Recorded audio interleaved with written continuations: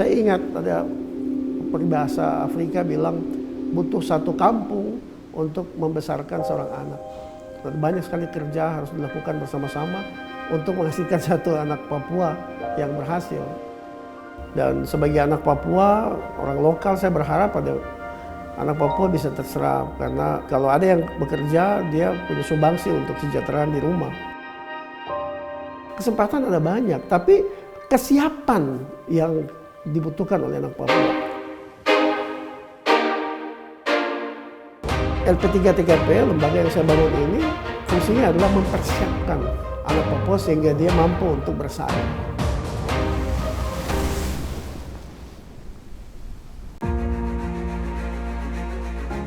Di tanah Papua yang kaya alam, harapan tidak pernah benar-benar padam. Ia hidup di kampung-kampung kecil, di langkah anak-anak yang berjalan jauh menuju sekolah, di wajah-wajah muda yang diam-diam menyimpan mimpi, dan di keyakinan sederhana bahwa suatu hari Papua bisa berdiri sejajar. Namun waktu terus bergerak. Kota-kota di Papua perlahan berubah. Jalan dibuka, gedung bertambah, perusahaan berdiri, kesempatan kerja datang dari berbagai arah. Tetapi di tengah perubahan itu, tidak semua anak Papua ikut bergerak di dalamnya. Masih banyak yang berdiri di tepi perkembangan zaman, melihat dunia melaju cepat, sementara dirinya tertinggal pelan-pelan.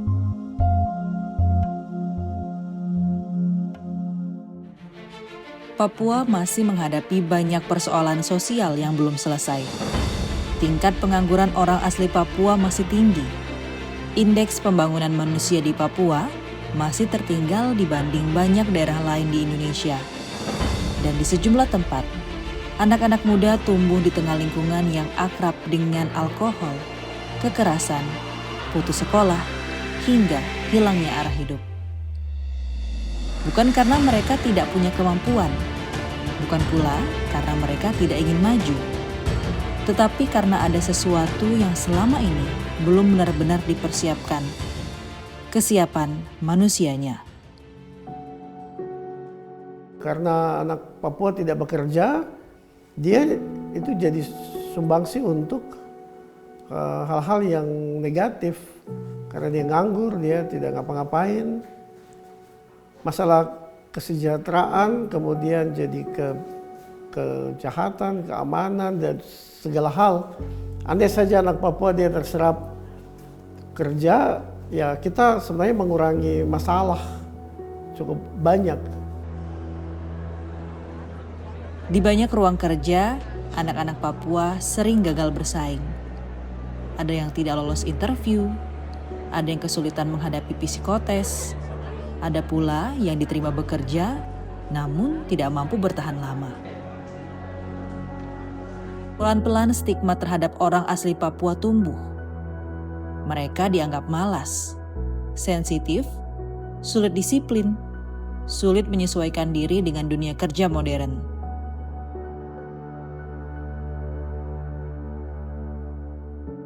Pemerintah minta agar lebih banyak OAP bisa bekerja, tapi perusahaan merasa kami susah kalau pekerjakan anak Papua karena mungkin malas, tidak disiplin, sensitif, emosional, mungkin dalam hal berpenampilan juga, dan lain sebagainya.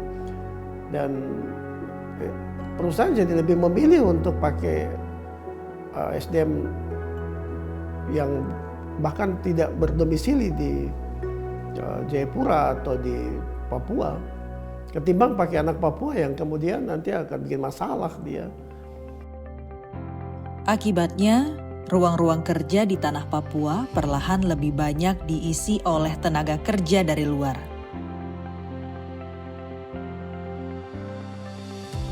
Kondisi itulah yang bertahun-tahun mengusik pikiran Jose Alvan Ohe, atau yang lebih dikenal sebagai Kakak Jose. Ia bukan pejabat, bukan pula pemilik perusahaan besar.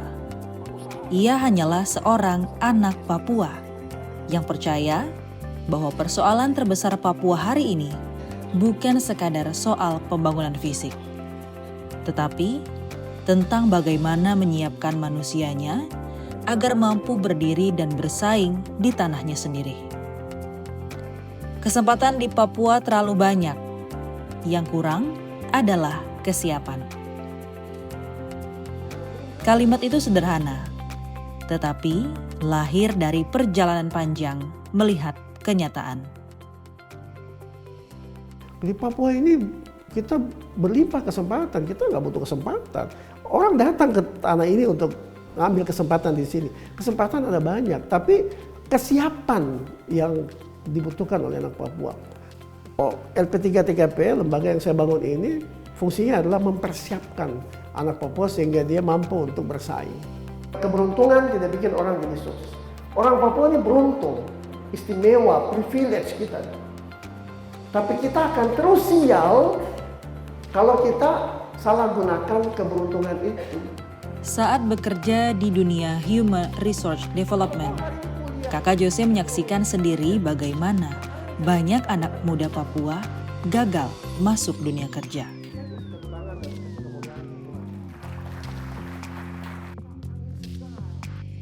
Bukan karena mereka bodoh, tetapi karena dunia modern menuntut sesuatu yang lebih disiplin, mental, cara berpikir, dan kemampuan bertahan. Dan dari kegelisahan itulah sebuah perjalanan panjang dimulai.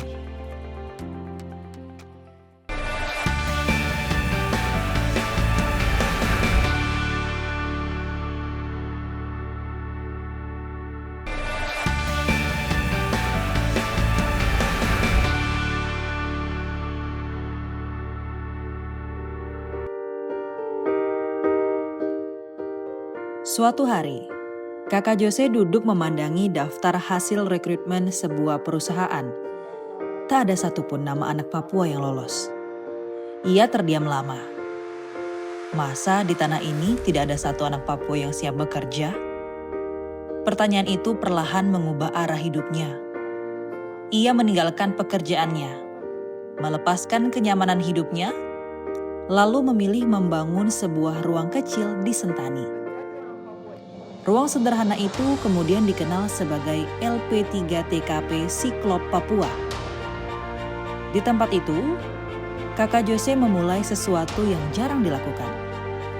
Membangun manusia Papua dari dasar yang paling sederhana. Hari demi hari, anak-anak muda Papua datang silih berganti. Ada yang baru lulus sekolah, ada yang sudah lama menganggur, ada pula yang pernah gagal berkali-kali saat mencari pekerjaan.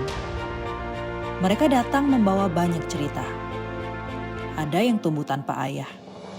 Ada yang akrab dengan kekerasan. Ada yang pernah tenggelam dalam alkohol. Ada yang merasa hidupnya sudah tak punya arah. Tetapi di tempat itu, mereka tidak dihakimi. Mereka dilatih, dibimbing, dipersiapkan. Kalau orang-orang lain tuh bangun pagi makan dengan nasi roti, minum susu begitu. Kalau kami generasi di Papua ini masih kebanyakan orang sarapan pagi tuh dengan kekerasan gitu. Ada lihat orang tuanya bertengkar, berkelahi. Jadi itu menjadi salah satu faktor yang kalau bisa nanti ditarik benang merahnya tuh bisa kelihatan, oh didiknya di rumah seperti begini, berpengaruh di pendidikannya, berpengaruh, dan itu berdampak. Makanya Bapak Jose tuh ajar sebenarnya lebih ke soft skill. Kita membereskan yang lebih dahulu, yang persoalan-persoalan, yang masa kecil, trauma masa lalu itu benar-benar diajarkan supaya bisa hilang dan kita bisa menerima keadaan dan kita bisa survive untuk melanjutkan kehidupan.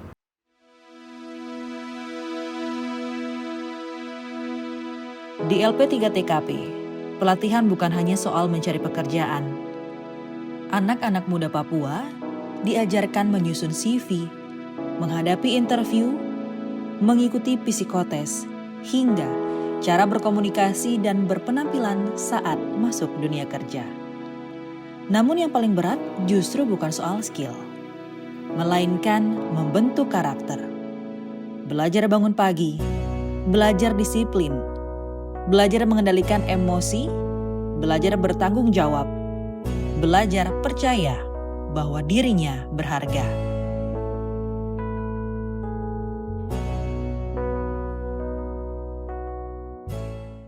Tapi yang lebih berat adalah pelatihan soft skill-nya. Latih anak Papua untuk bisa bangun pagi, untuk bisa mengurangi rasa malas dalam dirinya, untuk mengelola gaji yang dia terima, untuk mengelola emosi sehingga tidak oversensitif kalau ada kata-kata yang mungkin menyinggung perasaan dia. Karena bagi kakak Jose, persoalan Papua bukan sekadar kurangnya lapangan pekerjaan, tetapi tentang generasi muda yang belum sepenuhnya dipersiapkan menghadapi dunia yang berubah terlalu cepat. Maka, perjuangannya tidak berhenti saat anak-anak itu diterima bekerja. Ia masih menelpon mereka setiap pagi, mengingatkan agar bangun tepat waktu, kadang harus datang langsung ke rumah jika mereka tidak masuk bekerja. Setiap kali perusahaan baru buka di kota-kota besar di Papua ini, selalu anak Papua masuk kerja. Tapi nanti kita datang 3 bulan, 6 bulan lagi, sudah hampir tidak ada karena tidak bertahan. Sebab bekerja adalah satu hal, tetapi bertahan adalah perjuangan yang lain. Ia pernah kehilangan seorang anak binaannya, seorang lulusan STM otomotif, punya kemampuan, namun terlalu lama menganggur. Suatu malam, anak itu pergi dalam keadaan mabuk dan tak pernah kembali pulang. Bagi kakak Jose, itu bukan sekadar kecelakaan, tetapi tanda bahwa ketika anak muda kehilangan arah, masa depan bisa hilang perlahan-lahan. Dan sejak saat itu, ia semakin yakin menyelamatkan satu anak Papua untuk bisa bekerja berarti menyelamatkan satu kehidupan.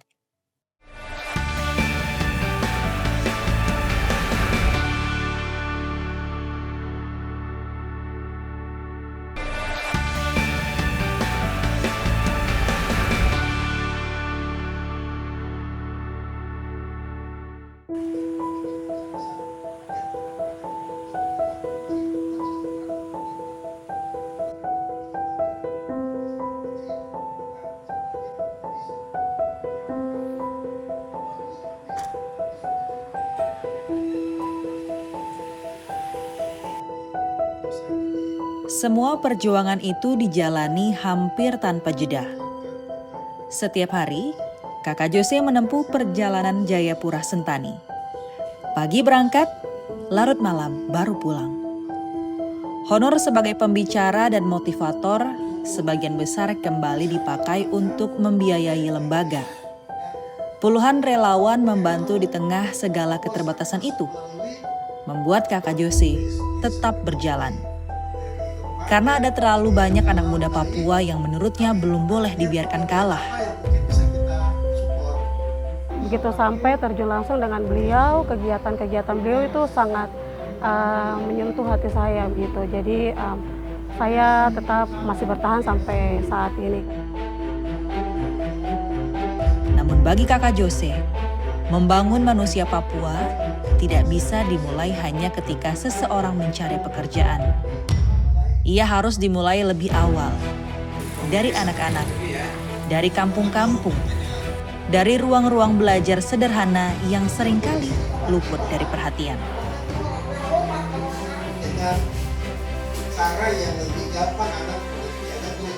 Dari kegelisahan itu, LP3TKP memulai sebuah gerakan baru bernama Belimbing Mas, belajar dan membimbing masyarakat. Program ini menjadi upaya untuk mendekatkan pendidikan dan pendampingan kepada masyarakat Papua. Di sini saya mengalami banyak sekali. Yang tadi kakak sudah sampaikan. Dari karakter anak yang mungkin dari rumah, mungkin mamanya tidak ada, tinggal dengan bapak. Terus bapak tidak dia di rumah, mungkin pagi dia datang masih masalah apa. Tapi dari yang kakak sampaikan ini saya kira mungkin bagus. Kakak bisa datang ke sekolah, kakak punya tim, mungkin Mungkin nanti saya bisa bicara dengan ibu kepala sekolah. Saya berharap sekali anak-anak ini butuh bimbingan dari kakak punya tim. Di sini saya mau sampaikan bahwa program ini sangat penting. Kegiatan yang Bapak Jose ajarkan ke kami itu ada 2, soft skill dengan skill. Jadi kalau skill itu biasa beliau ajarkan tentang cara menulis surat lamaran, cara membuat CV, cara untuk interview dengan orang gitu. Itu Bapak mengajarkan secara detail gitu. Sedangkan dari soft skill biasa ajar tentang karakter-karakter. Beliau datang dan mengajar kami untuk cara harus tetap berjuang, bagaimana mampu bersaing gitu.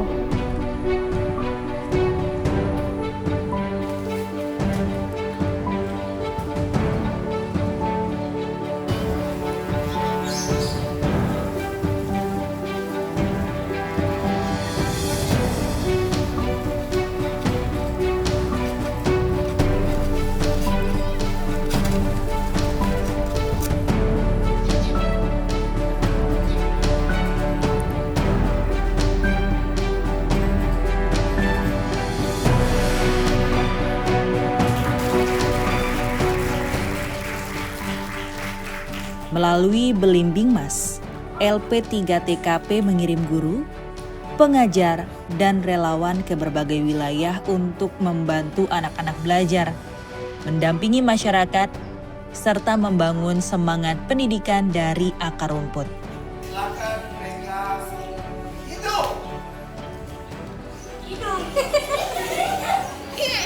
Sekarang pegang dagu. Di tempat-tempat yang jauh dari keramaian kota, para relawan hadir bukan hanya sebagai pengajar. Mereka menjadi kakak, pendengar, dan penyemangat bagi anak-anak Papua. Karena bagi kakak Jose, membangun Papua tidak bisa menunggu sampai seseorang dewasa. Ia harus dimulai sejak anak-anak itu belajar bermimpi. Belimbing Mas mungkin baru dimulai. Namun semangatnya lahir dari kegelisahan panjang bahwa masih banyak anak Papua yang membutuhkan pendampingan, perhatian, dan keyakinan bahwa masa depan mereka layak diperjuangkan.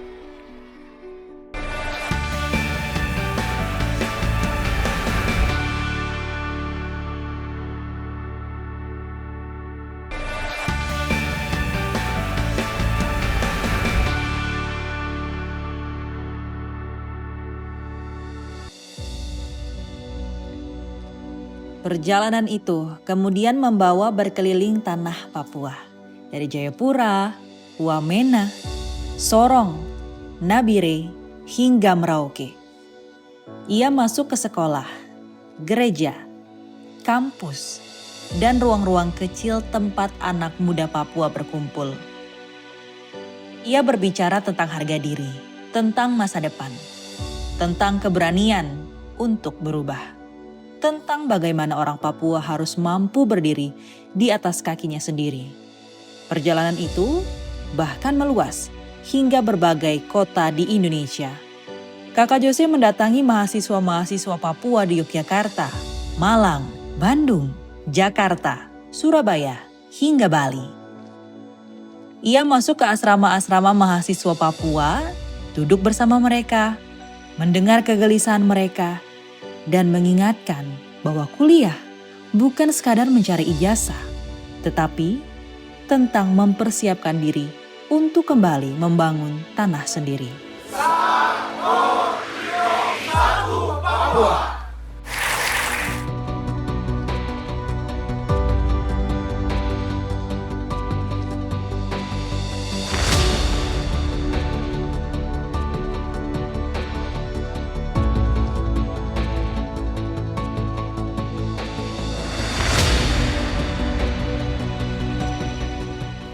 Kakak Jose adalah seorang motivator yang saya pikir penting sekali untuk mendorong generasi muda, karena hari ini juga kita kegiatan begitu banyak antusias anak-anak muda Papua hadir karena mereka tahu bahwa tidak berharap pada satu kegiatan saja, dalam arti dari dulu kita berpikir bahwa semua harus jadi PNS, tapi dengan kegiatan-kegiatan sosial begini yang membangun entrepreneur khususnya anak-anak muda Papua ini sebuah dorongan yang baik dan hampir wilayah kita cukup luas tapi kita tidak mampu menguasainya dan banyak orang datang mencari ruang hidup di Papua sebagai bagian dari tempat di mereka bisa mendapatkan segala sesuatu.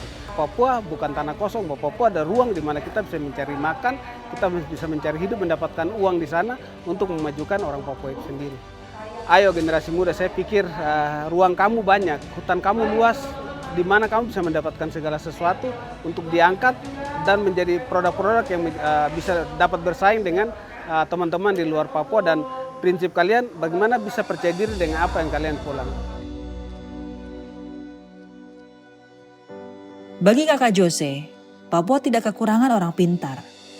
Papua hanya terlalu lama lupa bahwa manusia adalah fondasi pertama pembangunan.